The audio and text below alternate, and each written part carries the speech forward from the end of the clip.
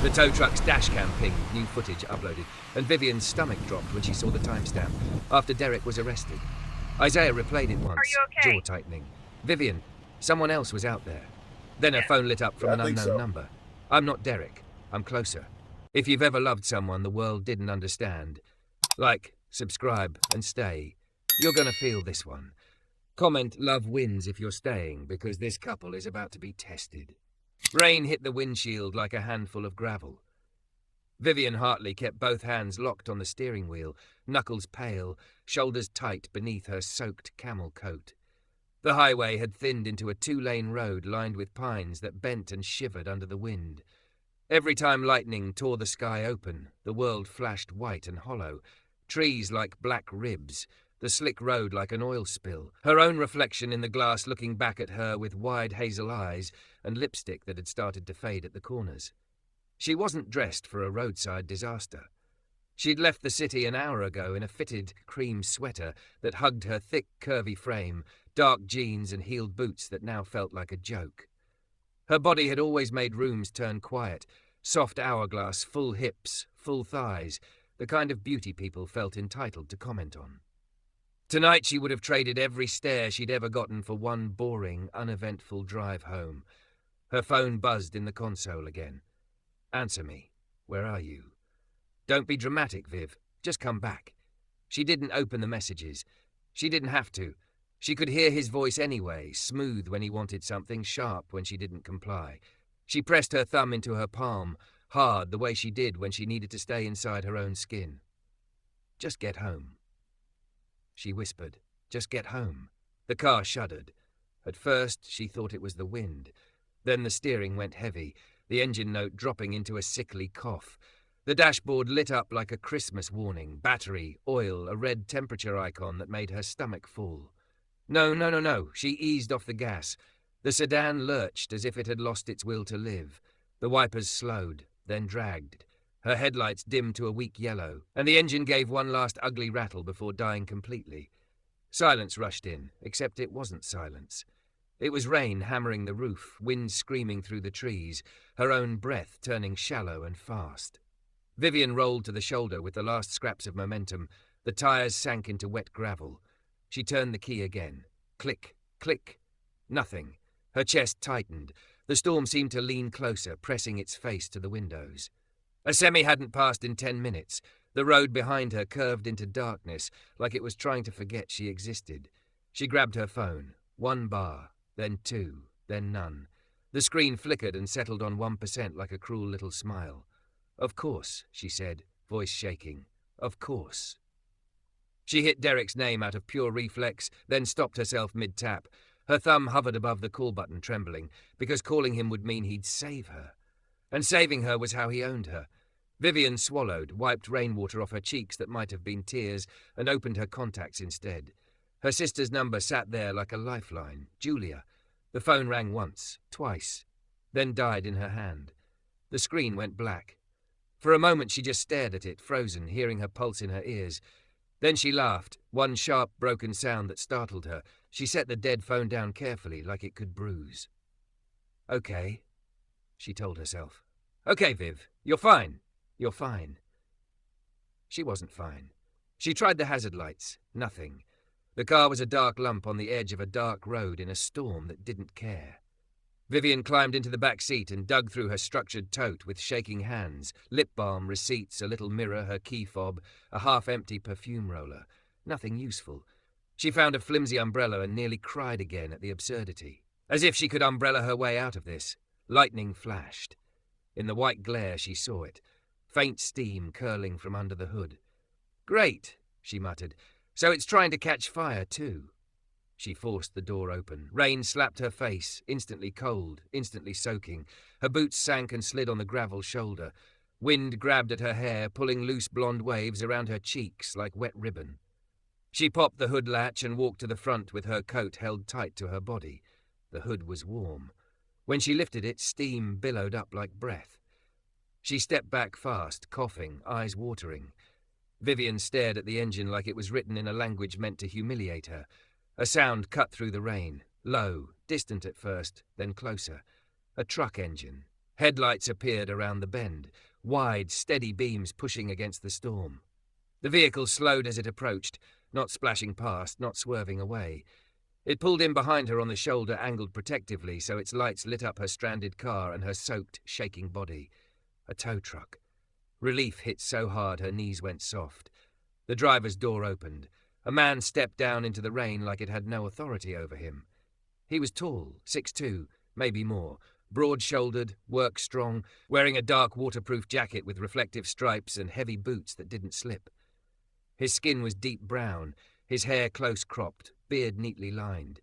He moved with calm purpose, not rushing, not looming, hands visible as he approached.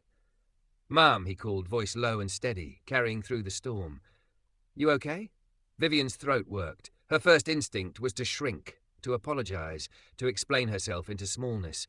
But something about his tone, respectful, careful, made her stand a little straighter. "My car died," she said, louder than she meant to. "And my phone." She held up the black screen like proof. "It's gone." He stopped a few feet away, keeping distance like he understood fear without needing it spelled out. "Name's Isaiah Cole," he said. "I'm with Pine Ridge Towing. Dispatch sent me for a stalled vehicle, but I didn't get a callback confirmation." His gaze flicked to her dark hazard lights. "You couldn't call, huh?" Vivian hesitated. "I didn't call anyone. I don't have service out here." Isaiah nodded once, as if that made perfect sense and didn't change how he'd treat her. "Then it was luck. I was headed back from a pullout and saw you sitting dark." His eyes moved to the open hood. "You want to stay in my cab while I take a look? It's warmer." She shouldn't. She knew all the warnings. She knew what people said about getting into a stranger's truck. She knew what Derek would say, how he'd twist it into proof she couldn't be trusted, couldn't be safe without him. But she also knew the other truth. She was alone in a storm with no phone, no lights, no plan. Isaiah held out a gloved hand, not toward her, just open, offered. "No pressure, you can stay right there. I'll keep my hands where you can see 'em." Vivian stared at his hand like it was an unfamiliar kindness. Something in her chest loosened a fraction. "Okay," she said softly. "Cab, please." He walked her back to the tow truck without touching her, angling his body between her and the road as a car hissed past, throwing up spray. He opened the passenger door and stepped back. Warm air spilled out, smelling faintly of coffee and clean soap. Vivian climbed in, dripping. Her hands shook so badly she fumbled the seatbelt twice. Isaiah didn't comment.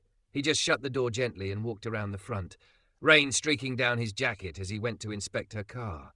From the cab, she watched him through the windshield. He popped his hood light on, leaned in and worked like the storm was just background noise. He didn't slam things. He didn't curse. He moved with steady competence, like problems were meant to be handled, not blamed on whoever happened to be standing nearby. Vivian pressed her thumb into her palm again, feeling the sting ground her. She didn't realize she'd been holding her breath until Isaiah glanced up, right at her, then tapped his own chest lightly and breathed out slow, as if reminding her to do the same. In. Out. Her lungs obeyed before her mind caught up. After a minute, he returned to the driver's side, climbed in, and shook rain from his hood. "You got steam, no crank, and your battery's probably tapped," he said. "Could be alternator, could be a hose, could be both. I can jump it and see if she'll turn over. Worst case, I tow you to town." Vivian nodded, mouth dry. "Town is. About 12 miles. He paused, then added, "You got someone you trust I should call once I get a signal? Family? Friend?" The word trust hit her like a bruise. Vivian swallowed hard. "My sister," she said. "Julia, but my phone is dead." Isaiah reached into a console and pulled out his own phone. "You tell me the number. I'll save it. When we hit service, I'll call. Speakerphone, so you hear everything." Her eyes stung. She blinked fast, furious at herself for being this close to tears over a simple offer. "Thank you," she managed. Isaiah nodded once like it was nothing, like decency was the default. He started the tow truck, then looked at her, really looked, not at her body, not at her curves, but at her face. "You're shaking," he said quietly. "That just the cold?" Vivian opened her mouth to lie. And then, from somewhere outside, a second set of headlights appeared around the bend, too fast, too bright, cutting through the rain like a searching stare. Isaiah's posture changed in an instant. He leaned forward, eyes narrowing at the road. "That's someone you know?" he asked, voice still calm, too calm. Vivian's stomach dropped as the lights slowed behind her dead car. Because even without service, even without her phone, she knew that car, and she knew what it meant when Derek came looking. The headlights behind Vivian's dead sedan didn't just light up the rain, they pinned her to the moment. Her throat tightened. The glow hit the side mirror, and in that blurred reflection she caught the shape of the car she knew too well. Low, dark, expensive.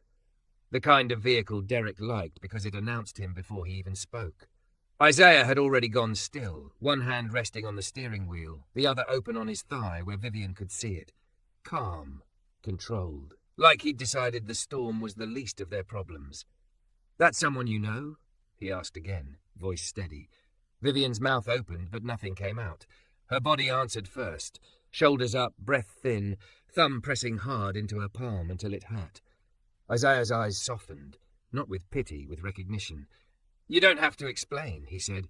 "Just tell me what you want to happen next." The question landed like a rope thrown into deep water. What she wanted. Not what Derek wanted.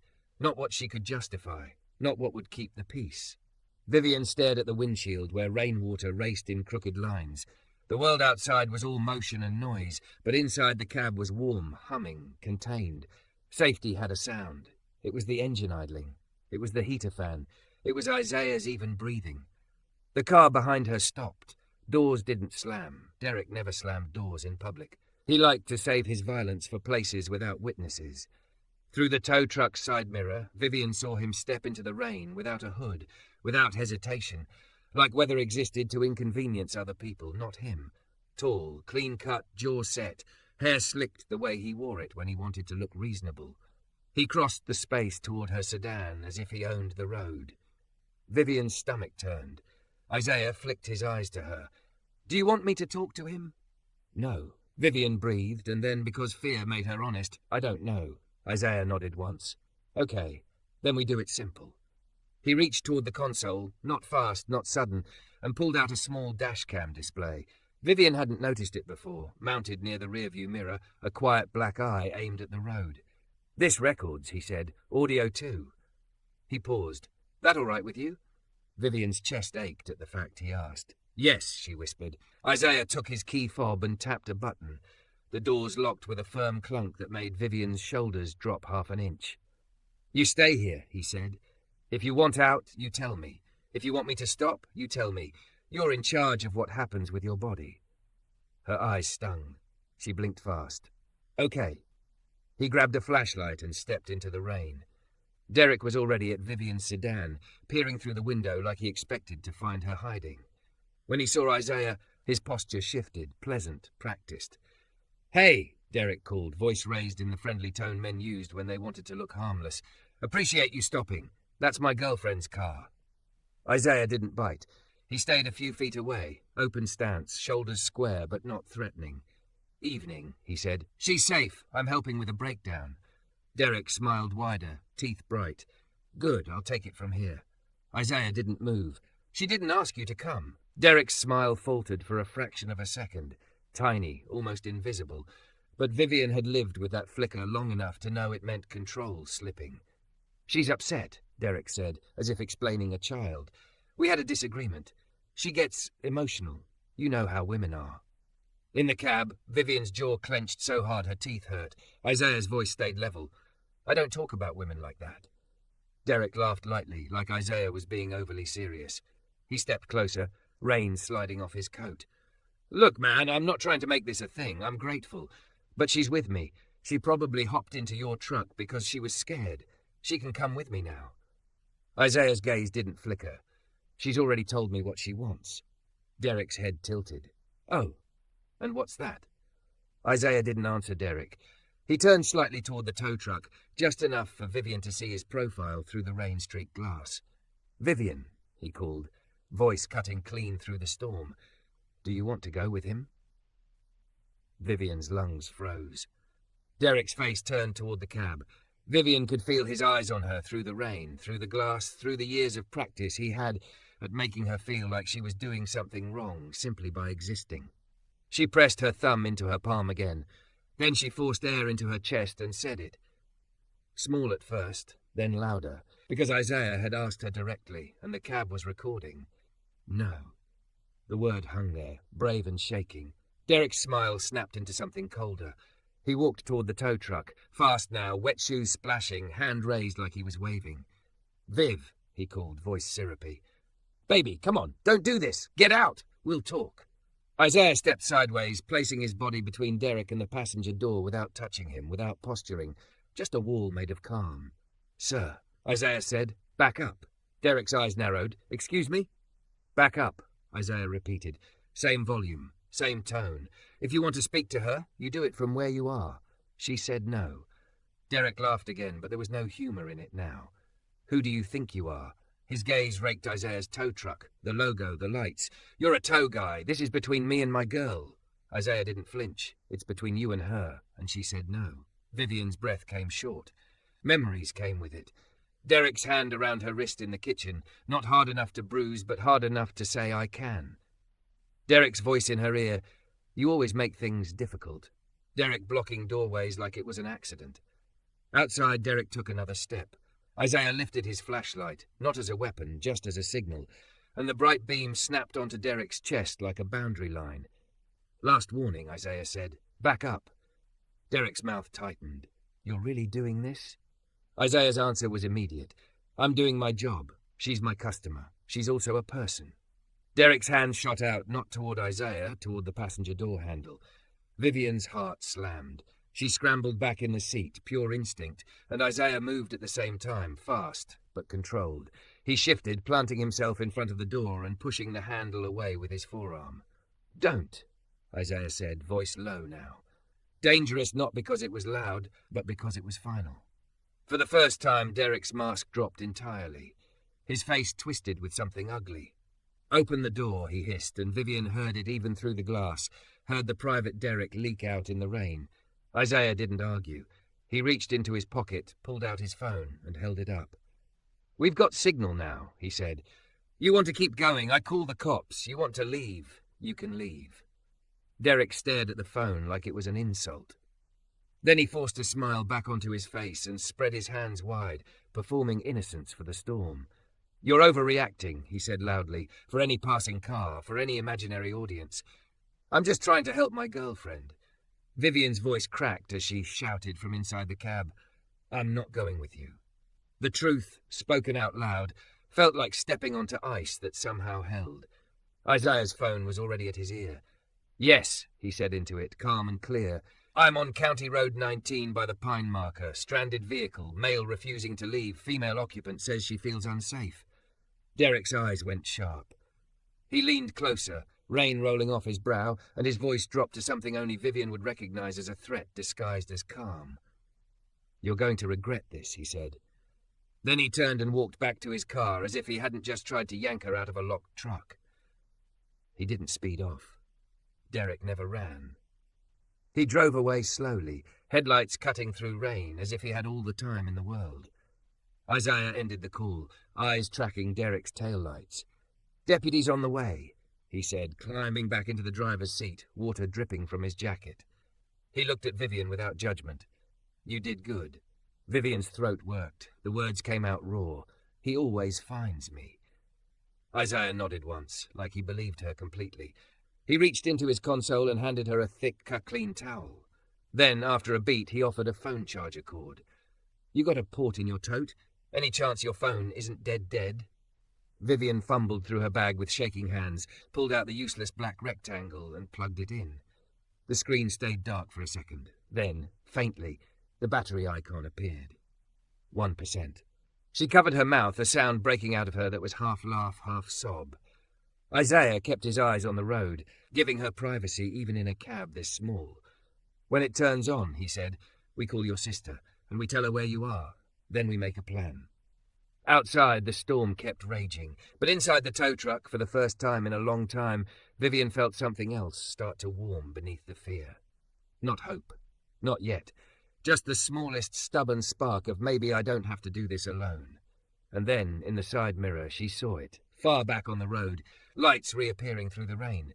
Derek hadn't left. He'd just turned around. The taillights that had disappeared into the rain reappeared like a bad thought you couldn't swallow.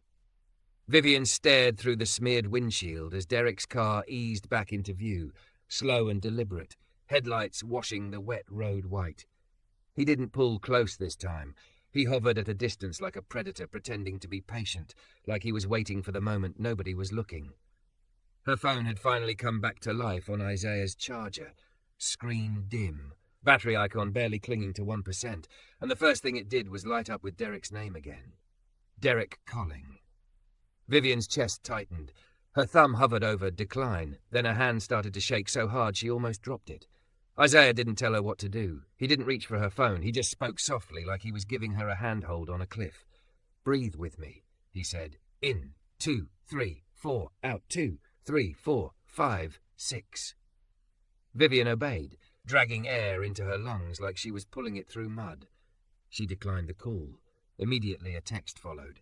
"Derek, don't embarrass me. Get out of that truck. Now." Her skin went cold under the warmth of the heater. Isaiah watched her face, not the phone. "You want to call your sister now?" he asked. "Yes," Vivian whispered, and it came out like a confession. "Yes, please." Isaiah tapped speakerphone and held his phone out, letting Vivian read the number before he dialed, as if even the act of making the call belonged to her. It rang twice. "Viv?" Julia's voice burst through the speaker, tight with worry. "Oh my God, are you okay? Your call dropped and—" "I'm okay," Vivian said, but her voice cracked anyway.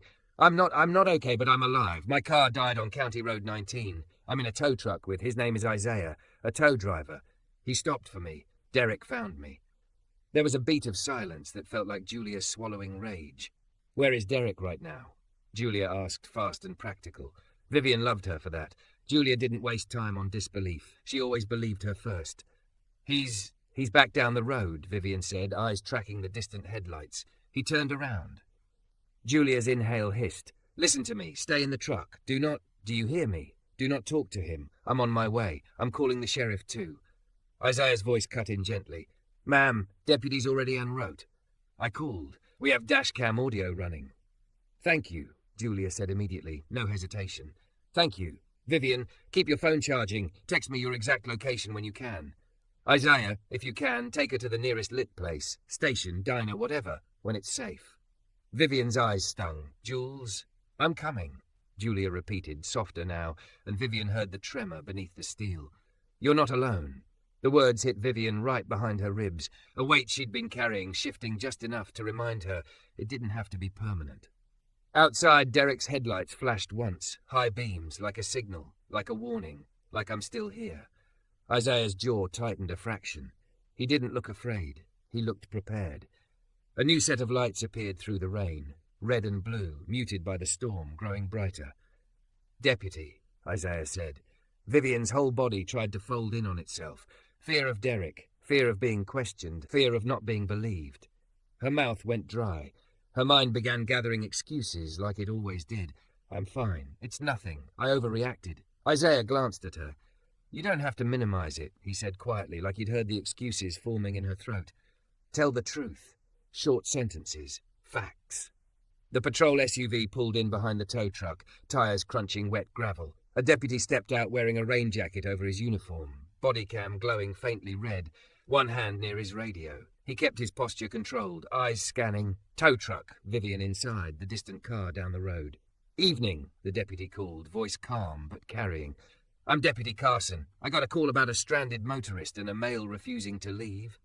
Isaiah stepped out first, leaving Vivian in the locked cab, and approached with hands visible. "Yes, sir," he said. "I'm Isaiah Cole, Pine Ridge Towing. Found her car dark on the shoulder. She got into my cab to get warm. Another vehicle arrived, claiming to be her boyfriend. She stated she did not want to go with him. He attempted to access the passenger door." Deputy Carson's gaze shifted to Vivian through the glass. "Ma'am," he called, "you feel safe talking to me from inside there?" Vivian's throat closed. Her phone buzzed again. Derek, Derek, Derek, like he was trying to drown out the deputy's voice. Isaiah didn't tell her what to say. He just rested a hand on the outside of the doorframe, not blocking her, just grounding the moment. Vivian forced her voice out. "Yes," she said, "I want to stay in here." Deputy Carson nodded. "Okay, Can you tell me your name? Vivian Hartley. And the man in the other vehicle, what's his name? Derek Shaw. Is Derek Shaw your boyfriend? Vivian's mouth went numb. The word boyfriend felt like handing him legitimacy, like signing a paper that said he belonged to her. He was, Vivian said, each syllable scraped from somewhere deeper than fear. He's my ex. I told him to stop contacting me. He tracks me. He shows up. The deputy's eyes sharpened slightly. Not judgment, focus. Did he threaten you tonight?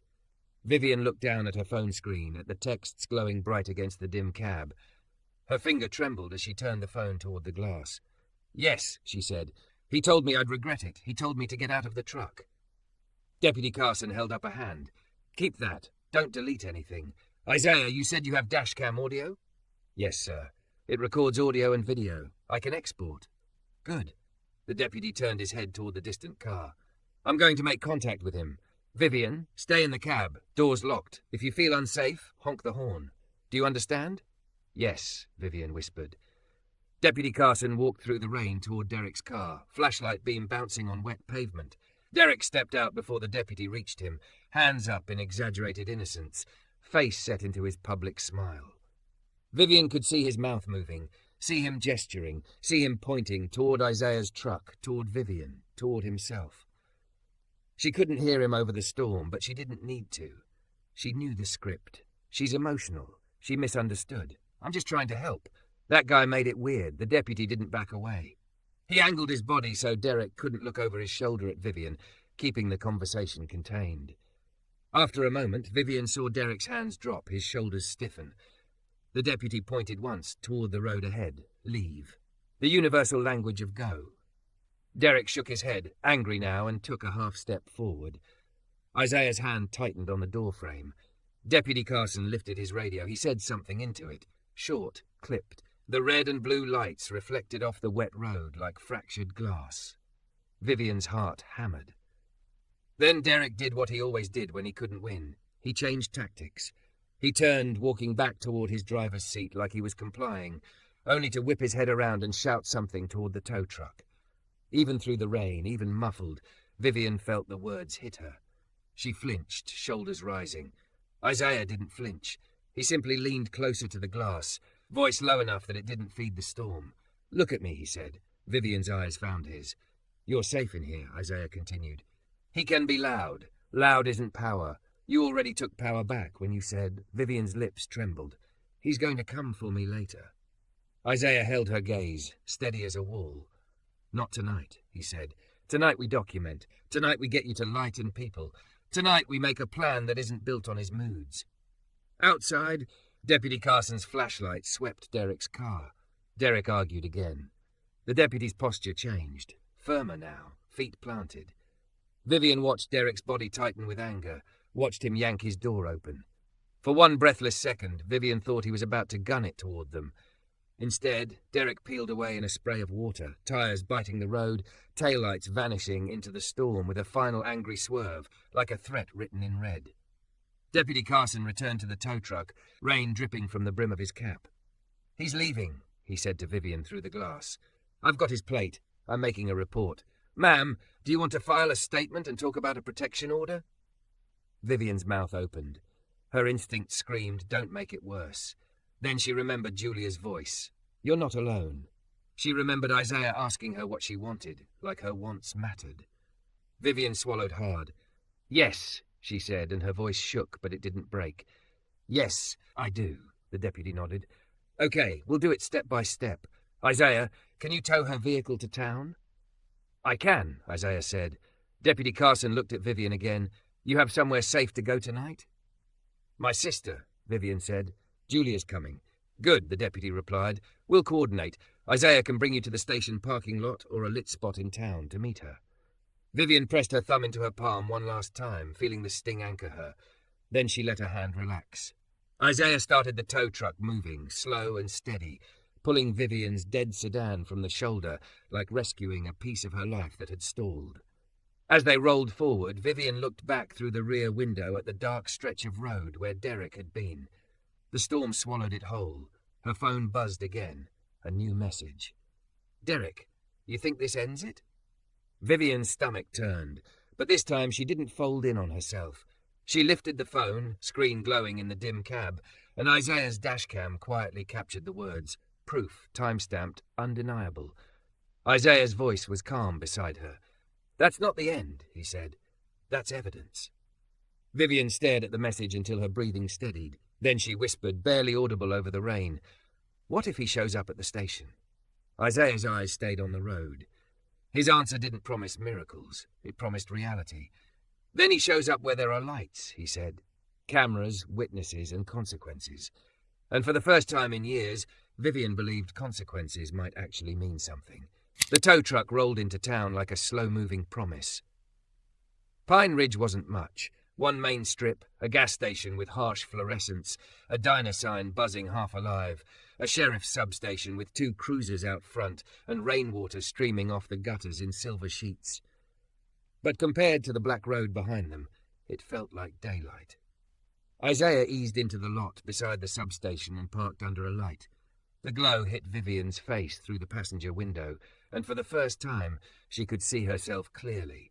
Mascara smudged, blonde waves frizzed and clinging to her cheeks, lips parted like she'd been holding words back for years. Her camel coat was heavy with water. Her thick, curvy body, so often treated like something people could claim, felt like it belonged to her again in this small, humming cab. Isaiah didn't rush her out. He turned the heater down a notch and kept his hands visible on the wheel. "Julia said she's 5 minutes out," he said quietly. "Deputy's inside. When you're ready, we go in together. If you want to stay in here until your sister arrives, that's fine too." Vivian looked at the station doors. Her stomach tightened. What if I can't say it right?" she whispered. "What if I forget details? What if they think I'm—" Isaiah shook his head once. "You don't have to perform your pain correctly for it to be real," he said. "Facts you remember. Texts you have. Dashcam we recorded. That's enough." Her phone buzzed again, charging now at 9%. Derek's name didn't flash this time. Just a new message from an unknown number. "You think you won?" Vivian's throat closed. She turned the screen toward Isaiah with shaking hands. He didn't take the phone from her. He didn't touch it. He only nodded like he'd been waiting for the moment Derek would expose himself again. "Screenshot," Isaiah said. "Then show the deputy." "That's not love. That's control looking for a door." Vivian swallowed hard and did it. Thumb trembling, screen bright, proof saved. She felt something in her chest shift, a little piece of her fear turning into a tool. Headlights swept into the lot. A dark SUV pulled up too fast, brakes squeaking. The driver's door flew open. "Viv?" Julia was out in the rain in a hoodie and jeans, hair tied back, face fierce with worry. She ran straight to the tow truck like she could fight weather itself. Vivian unlocked the passenger door and stepped out, and her sister collided with her in a hug so tight Vivian's lungs stuttered. Julia smelled like laundry detergent and peppermint gum, like home, like the person Derek had always tried to turn into too much. "You're freezing," Julia choked, hands gripping Vivian's shoulders, scanning her face for damage. "He touch you?" Vivian's throat worked. The answer came out raw. "Not tonight," she said. "But he tried." He tried to open the door. He was right there. Julia's eyes flashed. "Okay, you did the right thing. I'm proud of you." And then her voice dropped into something almost gentle. "I believe you." Vivian's body gave up the fight all at once. She sagged forward and cried, quiet at first, then ugly, shaking sobs that came from years of swallowing. Julia held her like she weighed nothing, like she wasn't too curvy, too loud, too emotional, like she was simply a sister who needed somewhere safe to break. Isaiah stood a respectful distance away, rain dripping off his jacket, gaze angled toward the road instead of their hug. But Vivian saw the way he positioned himself, between them and the lot entrance, open stance, calm watchfulness, protection without possession. Deputy Carson came out under the awning, clipboard in hand. "Ma'am," he said, voice calm. "Vivian Hartley?" Vivian wiped her face with the towel Isaiah had given her and nodded. "Yes. You want to come inside and make a statement?" Vivian's heart thudded. Her instinct screamed to smile, to soften, to make everything smaller. But Julia's hand stayed warm on her back like an anchor. Isaiah's earlier words stayed in her ears, short sentences. "Facts." "Yes," Vivian said, and her voice shook, but it didn't disappear. Inside, the substation smelled like coffee and damp uniforms. The lights were too bright. The room was too quiet. Vivian sat at a metal chair while Julia sat close enough to touch her knee, and Deputy Carson set the clipboard down.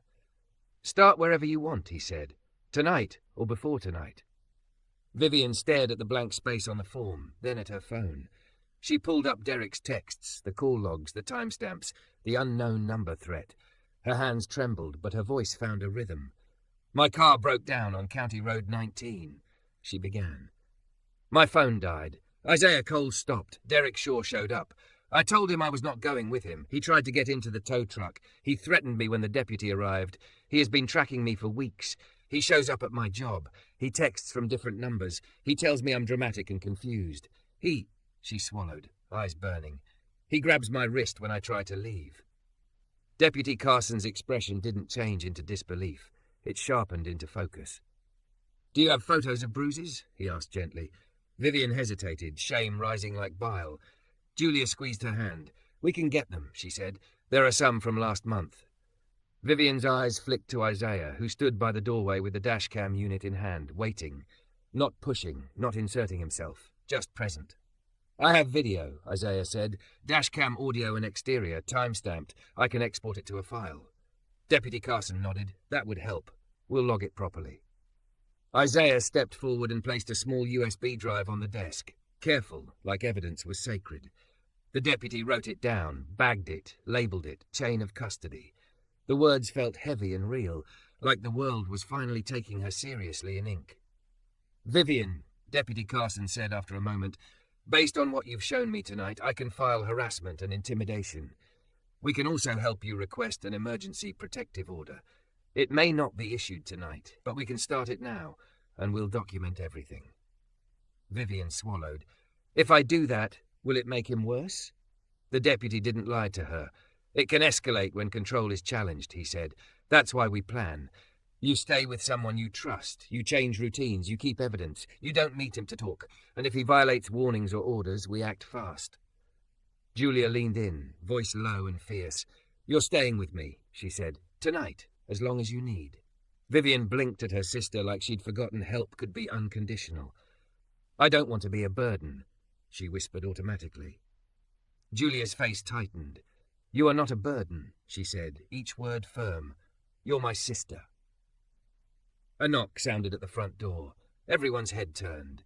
Deputy Carson glanced at the camera feed monitor above the desk, and the colour drained slightly from Vivian's face when she saw the familiar shape on the screen.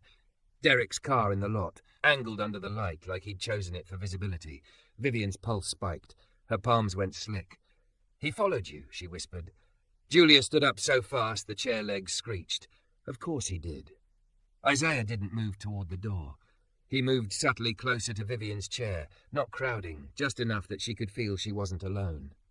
"Breathe," he murmured. "You're in a building with cameras and officers. You're not on that road anymore." Deputy Carson's jaw tightened. "He was told to leave," he said. He picked up his radio and spoke into it, clipped and controlled. Then he headed for the front with another deputy. Through the glass window, Vivian saw Derek step out.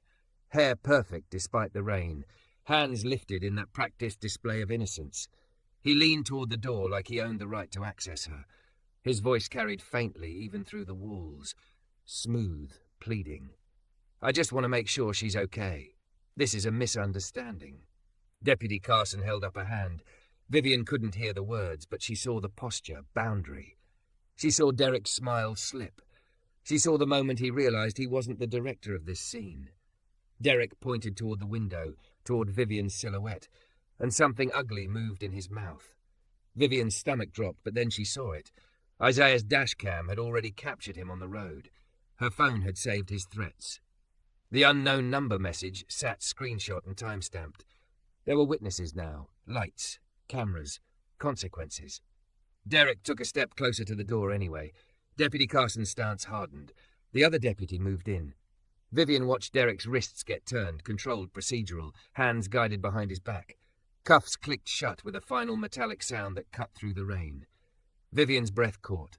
It wasn't triumph. It wasn't revenge.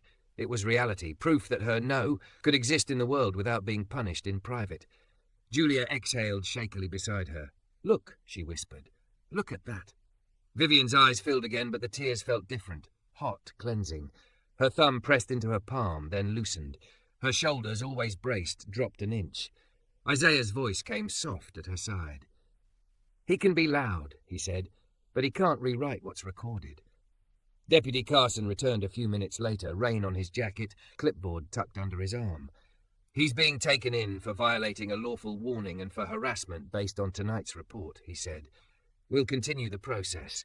Vivian, you did the right thing coming here." Vivian's voice trembled. "My car?" Isaiah lifted his chin toward the lot. "I already towed it to my shop's partner bay," he said. "Looks like a busted upper hose and a weak alternator. I can't fix your whole life in an hour," he added gently, "but I can get you an engine that starts and a paper trail that holds." Vivian looked at him, throat tight. "Thank you," she whispered. Isaiah nodded once. "You did the hardest part," he said. "You said no out loud." Outside, the storm began to ease, still raining, but less violent, like it was running out of rage. Julia slipped her arm around Vivian's waist and guided her toward the door. Vivian's boots squeaked on the floor. Her body still shook, but she was walking. She was moving forward. As they stepped into the lot, Vivian glanced toward her car, now under a light, no longer abandoned in darkness. She glanced at Isaiah's tow truck, at the quiet steadiness of him standing there, hands open, not asking for anything, not taking credit for her courage. Vivian drew in a breath that didn't catch in her throat. Then she let it out, slow, like something leaving her that had been there too long. And for the first time, the road ahead didn't look like a trap. It looked like a way out.